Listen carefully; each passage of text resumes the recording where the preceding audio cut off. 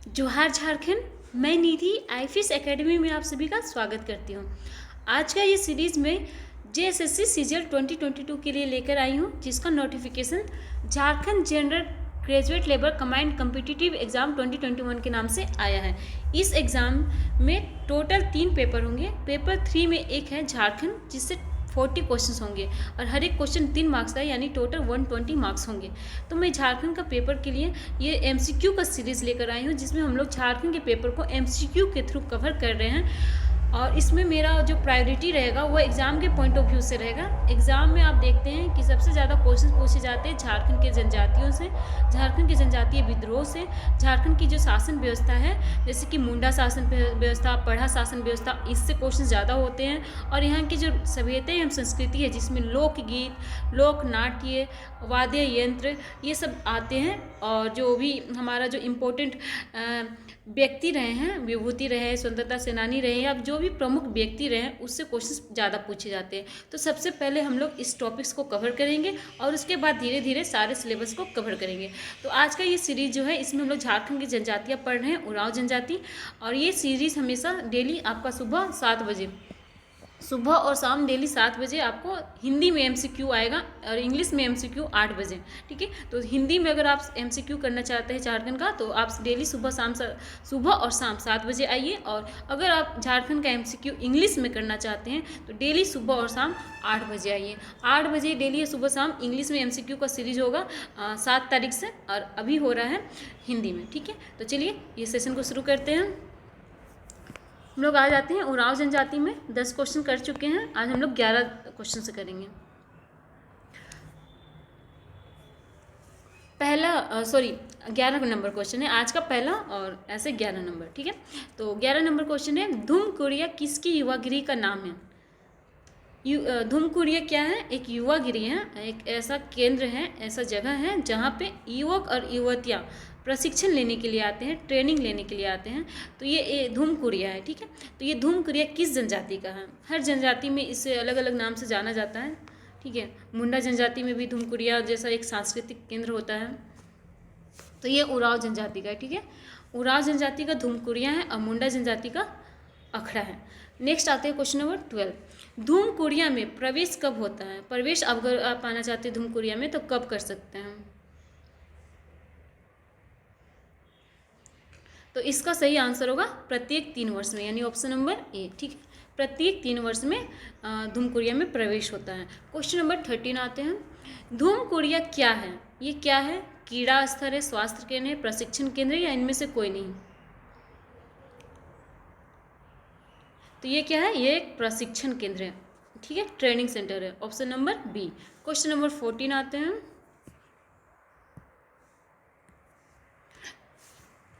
धूमकुड़िया में किसके लिए झोंक एड़पा का नाम से जाना जाता है? देखिए, धूमकुड़िया क्या है? एक प्रशिक्षण केंद्र है जहाँ पे युवक और युवतियाँ प्रशिक्षण के लिए आते हैं।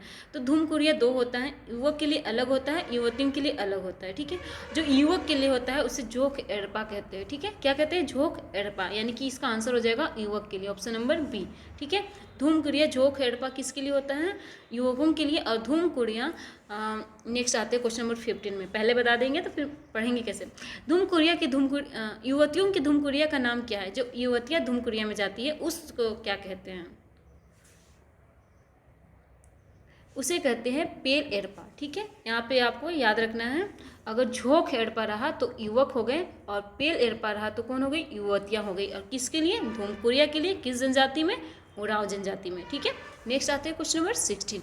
झोंक एड़पा को अन्य किस नाम से जाना जाता है? जो युवक की युवागिरी है झोंक एड़पा, उसे किस और अन्य नाम से जानते हैं? इसे जानते हैं धांगड़ कुड़िया के नाम से। क्या जानते हैं? धांगड़ कुड़िया। नेक्स्ट आते हैं क्वेश्चन नंबर 17।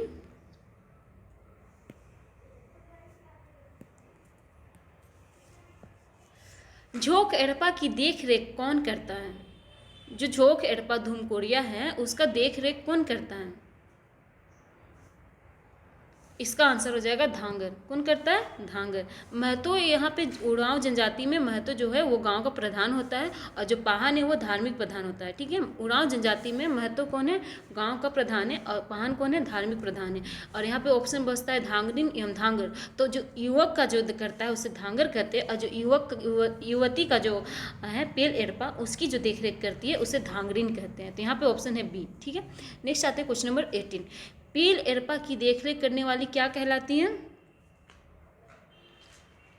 तो अभी इसका आंसर बताएं, क्या कहलाती है? धांगरिन कहलाती है। लेकिन यहाँ धांगरिन में 3 धांगरिन दे दिया, एक है बड़की धांगरिन, एक है छोटकी धांगरिन और एक है सिर्फ धांगरिन।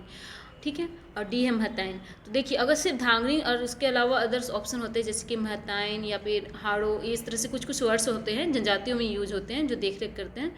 तो अगर वैसा वर्ड्स रहता धांगरिन के अलावा कोई और वर्ड यूज नहीं होता तो आंसर होता धांगरिन। लेकिन यहाँ बड़की धांगरिन छोटकी धांगरिन है तो यहाँ पे आंसर हो जाएगा बड़की धांगरिन। उसको कहते हैं बड़की धांगरिन। क्या कहते हैं? बड़की धांगरिन। ऑप्शन आते हैं क्वेश्चन नंबर 19। क्वेश्चन नंबर 19 आते हैं, उरांव का धार्मिक स्थान क्या है? उरांव का जो धार्मिक स्थान है उसे क्या कहते हैं? तो उरांव का धार्मिक स्थान को सरना कहते हैं। ठीक है, उरांव का धार्मिक स्थान को क्या कहते हैं? सरना। अखड़ा आ जाता है मुंडा जनजाति में। मुंडा जनजाति का जो पंचायत का जो व्यवस्था होता है। अच्छा चलिए नेक्स्ट क्वेश्चन में हम आप इसको बताएंगे, पहले बता देंगे तो फिर मज़ा नहीं आएगा। क्वेश्चन नंबर 20 आते हैं, कौन सा स्थान उरांव की महत्वपूर्ण सामाजिक एवं सांस्कृतिक संस्था है? कौन सा स्थान है वो उरांव का महत्वपूर्ण सामाजिक एवं सांस्कृतिक संस्था है? मतलब कि जो उसका सोसाइटी है और कल्चर है उसका सेंटर पॉइंट कौन सा है, कौन सा स्थान है? तो इसका आंसर हो जाएगा डी, इनमें से कोई नहीं। क्यों? क्योंकि यहाँ पे ऑप्शन में अखड़ा हो जाता है किसका धार्मिक एवं सांस्कृतिक स्थान? ये हो जाता है मुंडा का। ठीक है, मुंडा का अखड़ा हो जाता है मुंडा का। अगर पूछता है कि मुंडा की महत्वपूर्ण सामाजिक एवं सांस्कृतिक संस्था कौन है तो हो जाता अखड़ा। यहाँ पे पूछा है उरांव का तो अखड़ा नहीं हो सकता है। सरना क्यों नहीं हो सकता है? क्योंकि सरना क्या है? उरांव का धार्मिक स्थान है।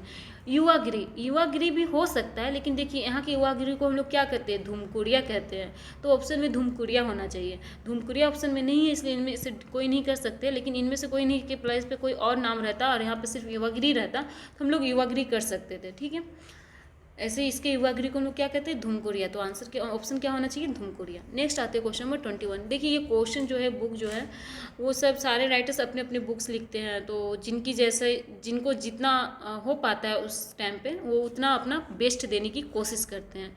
जो थोड़ी बहुत त्रुटि हर एक चीज़ में हो जाता है तो उसको उतना ध्यान नहीं देना है। ये देखना है कि देखिए आपके लिए कितना अच्छा बुक लिख के कोई आपके लिए इतना मेहनत किया है, तो बुक को हम लोग को दोष नहीं देना चाहिए कभी। ठीक है, हो जाती है थोड़ी बहुत त्रुटि, इंसान ही है, सबकी मेहनत है।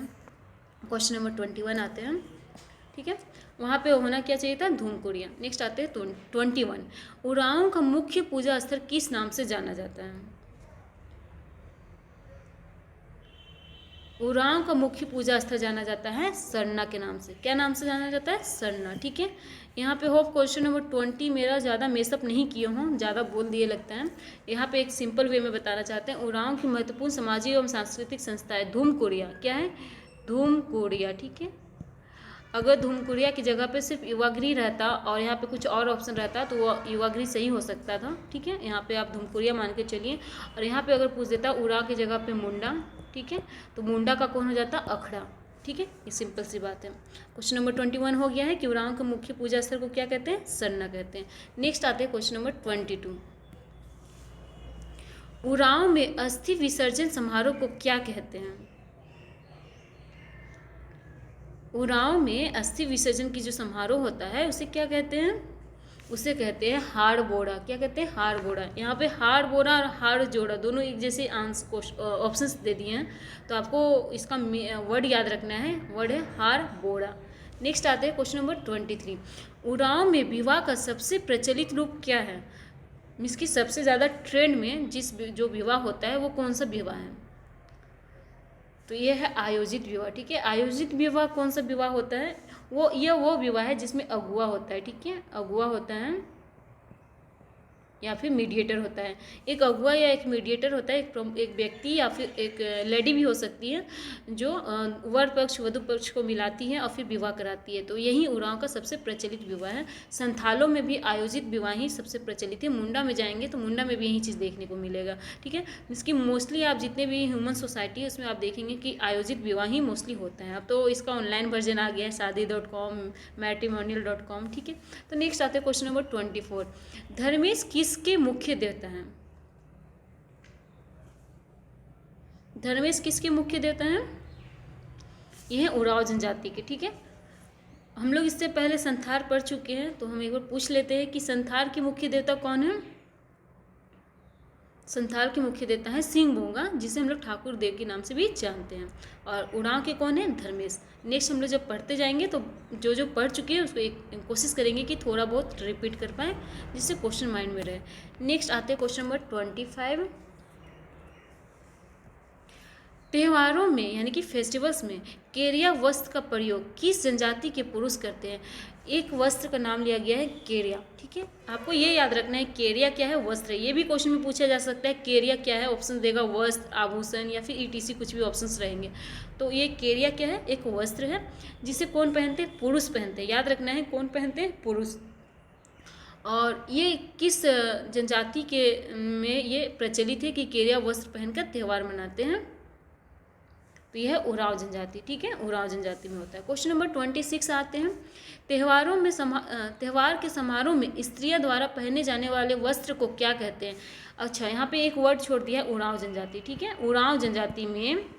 उरांव जनजाति में त्योहारों में जो स्त्रियाँ वस्त्र पहनती है उसे क्या कहते हैं? तो उसे कहते हैं खनरिया। आपको ये याद रखना है कि खनरिया एक वस्त्र है जिसे कौन पहनते हैं? महिलाएं पहनती है। कब पहनती है? फेस्टिवल्स में पहनती है। किस जनजाति में पहनती है? उरांव जनजाति में पहनती है। क्वेश्चन नंबर 27 आते हैं।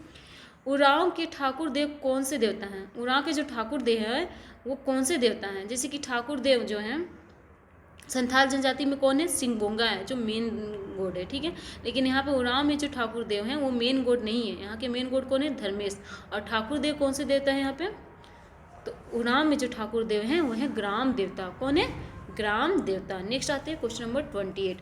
उरांव में पूर्वज आत्मा क्या कहलाता है? उरांव में जो एंसेस्टर्स हैं उनके सोल को क्या कहते हैं?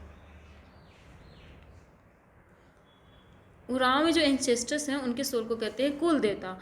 मोस्टली जितने भी जनजातियां हैं या जितने भी ह्यूमन सोसाइटी है सब में आपको देखने को मिलेगा जो पूर्वज की जो आत्मा जो है यानी कि जो पूर्वज की जिस प्लेस पे पूजा की जाती है जहाँ जिन्हें हम पूर्वज मान के पूजा करते हैं उन्हें कुल देवता ही कहते हैं, ठीक है।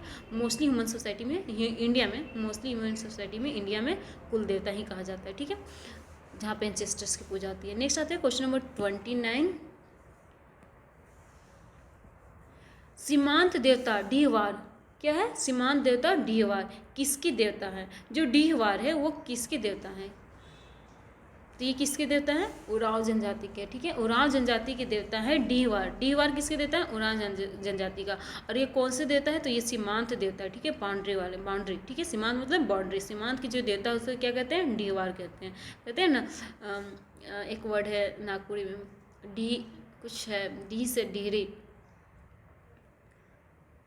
अच्छा माइंड में स्ट्राइक नहीं कर रहा है वो वर्ड, ठीक है। तो डीहवार कौन से हैं? उरांव जनजाति के देवता है। नेक्स्ट आते हैं क्वेश्चन नंबर 30।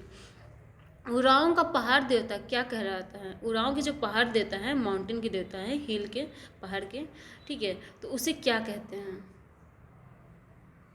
उसे कहते हैं मरांग बोड़ू। क्या कहते हैं? मरांग बोड़ू। यही चीज़ संथाली में था कि संथाल में क्या था कि संथाल के जो दूसरे प्रमुख देवता है वो कौन है? दूसरे प्रमुख देवताओं की वर्ड्स हमेशा ध्यान से सुनिएगा। यहाँ पे पूछे हैं कि संथाल के जो दूसरे प्रमुख देवता है वो कौन है? तो वो है मरांग बोड़ू, ठीक है। लेकिन उरांव में जो पहाड़ के देवता है वो है मरांग बोड़ू, ठीक है। तो यहाँ पे याद रखना है कौन से जनजाति में किस देवता को किसके लिए पूजा जाता है, ये आपको याद रखना है। नेक्स्ट जो है 31 से हम लोग आगे कंटिन्यू करेंगे नेक्स्ट सीरीज़ में। अगर आप ये सीरीज़ नेक्स्ट सारा देखना चाहते हैं तो आपको डिस्क्रिप्शन बॉक्स में प्लेलिस्ट में आपको लिंक्स मिल जाएंगे। और इसके अलावा मैं संपूर्ण झारखंड का अध्ययन का एक सेशन की हूँ जिसका लिंक आपको मिल जाएगा डिस्क्रिप्शन बॉक्स में, जिसमें मैं झारखंड का हिस्ट्री को कवर की हूँ। बहुत ही बेसिक पॉइंट्स और सारे पॉइंट्स को कवर की हूँ। हूँ और नेक्स्ट में सीरीज़ लेकर आ रही हूँ झारखंड का ज्योग्राफी। तो अगर आप ये देखना चाहते हैं तो हमारे चैनल को लाइक कीजिए, सब्सक्राइब कीजिए और अपने दोस्तों के साथ शेयर कीजिए। Thank you, have a nice day.